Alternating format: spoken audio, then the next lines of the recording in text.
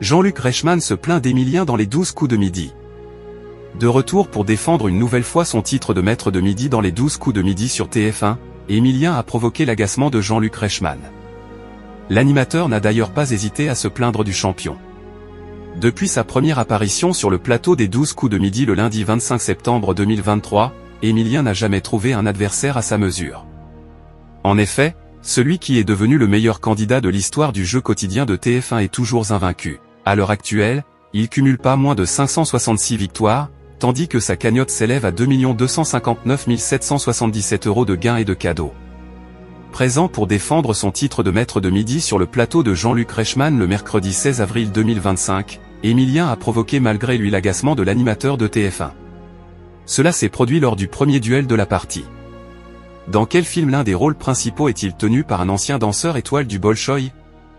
A ainsi demandé le présentateur à une candidate, qui lui a répondu « GoldenEye ». Jean-Luc Reichmann, je fais monter les enchères et les paris. Jean-Luc Reichmann a ensuite interrogé les autres participants. J'aurais dit comme Emilien, a notamment lancé l'un d'entre eux. Qu'est-ce que vous regardez comme réponse ? Non mais parce qu'il m'énerve, je vous assure, il m'énerve. Je ne sais pas ce qu'il va dire et à chaque fois, vous savez ce que je fais. Je dis tiens, je vais parier 10 000, 20 000, 30 000. Et l'autre, à chaque fois, il nous coûte une blinde à TF1, vous voyez, a enchaîné l'animateur, en s'adressant directement à Emilien. Alors moi, je suis content parce que les téléspectateurs, ils sont heureux parce que c'est pour eux, bien sûr, que je fais monter les enchères et les paris. Qu'est-ce que vous regardez, a continué Jean-Luc Reichmann. Si le hasard peut bien faire les choses, parce que là, je n'en ai aucune idée. Au hasard, j'aurais répondu piège de cristal, a alors déclaré Emilien. Les 12 coups de midi, Emilien a encore coûté 50 000 € à TF1. Si c'est la réponse, a ensuite répliqué le présentateur. Avant de recevoir un coup de téléphone fictif du PDG de TF1, Rodolphe Belmet. Oui, président, vous avez vérifié et vous mettez 40 000. Vous êtes sûr ? Vous mettez 40 000 pour un téléspectateur. Vous savez ce que ça veut dire, 40 000 net d'impôts. Il n'y a pas de problème.